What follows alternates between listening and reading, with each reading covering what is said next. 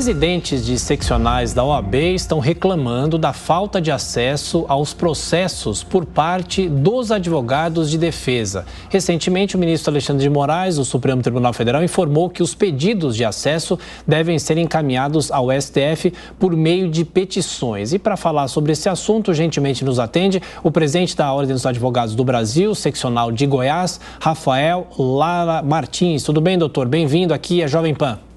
Bom dia a todos, uma satisfação estar aqui com vocês. Ô, doutor, essa reclamação não é nova, é uma reclamação que vem permeando a advocacia nesses últimos tempos. Eu pergunto de forma técnica e didática, né, porque nós somos leigos, não somos da área da justiça, como que era antes e como que é agora? Na verdade, não existe um antes e agora, a legislação é a mesma. A advocacia ela tem acesso constitucionalmente garantido aos ambientes, aos atos processuais, aos processos em que ela está representando os seus respectivos clientes. E, infelizmente, vez ou outra, nós nos deparamos com uma tentativa de impedir acesso da advocacia e, portanto, acesso da sociedade. É sempre importante lembrar que a advocacia ela nunca quer ter acesso a um documento, aos autos, a um ambiente judicial por interesse próprio, mas sempre para representar a cidadania, sempre para representar a sociedade. E neste caso específico, foram alguns meses com tentativas de acesso a esse inquérito e, infelizmente, não era dado a oportunidade de a advocacia poder verificar, até para representar os seus clientes, o que é de fato o que estava acontecendo nos autos, a documentação que motivavam as decisões, o que trazia ali como base de fundamento para as decisões de bloqueios de conta, bloqueios de dinheiro e tantos outros que foram objeto de decisões e que agora poderão finalmente ser objeto de avaliação e medidas dos advogados ali, representantes daqueles que têm interesse nos autos. Doutor Rafael, agora a pergunta de Roberto Mota. Se alguém é processado e o seu advogado não tem acesso ao processo, não é possível nem saber quais são as acusações. Uma situação como essa não caracterizaria já um estado de exceção fora do Estado de Direito?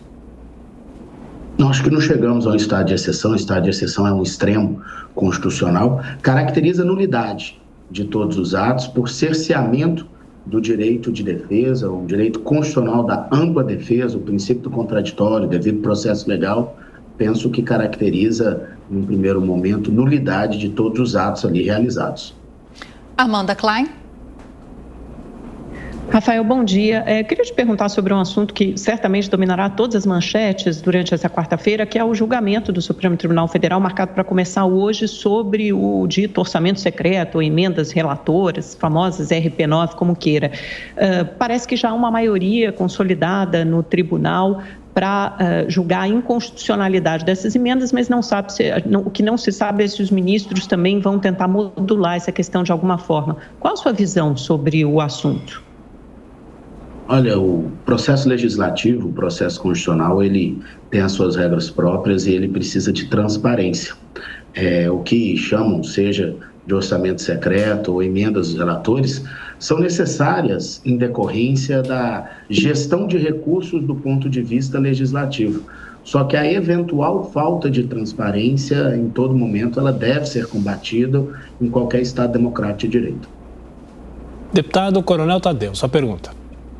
Rafael, bom dia. Tecnicamente, eu sempre condenei algumas ações de ministros do Supremo Tribunal Federal.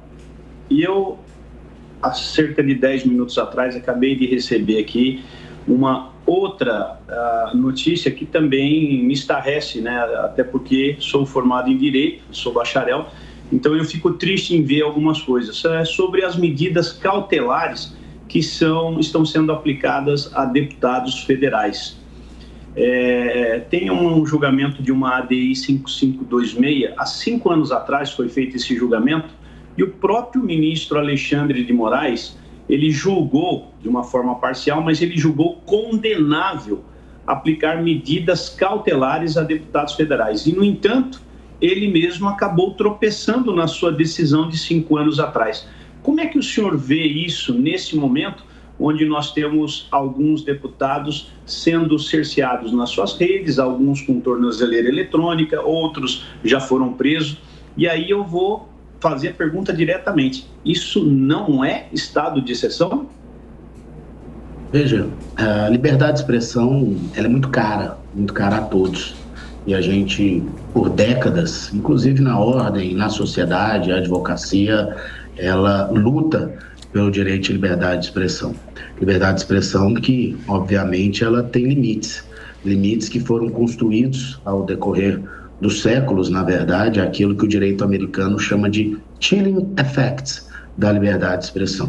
Os chilling effects da liberdade de expressão são as limitações ou poder resfriador da liberdade de expressão para se evitar os excessos, os abusos eventualmente existentes na liberdade de expressão. O que nos causa espécie nesse momento é a gente ter restrições ou a gente ter limitações de eventuais manifestações da liberdade de expressão, com bloqueio de contas irrestrito e não eventualmente o bloqueio ali de uma manifestação em eventual rede social, mas impedir todo e qualquer tipo de expressão, de liberdade, de manifestação, por meio de derrubada dessas contas. Isso eu considero verdadeiramente absurda, a decisão em que cerceia essa liberdade. A liberdade de expressão que, por óbvio, ela pode e deve ter limitações, consequências como multas, consequências como responder,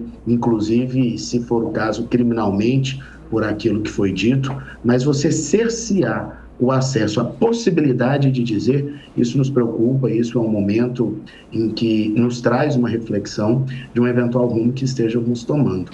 Mas, repito, creio que falar em estado de exceção está muito longe do que a gente tem hoje. Se estivéssemos em um estado de exceção em decorrente de liberdade de expressão, sequer poderíamos estar dando essa entrevista nesse momento. Conversamos com o presidente da OAB de Goiás, Rafael Lara Martins. Muito obrigado, presidente, pela atenção, pela gentileza. Bom trabalho. Obrigado, um bom dia a todos.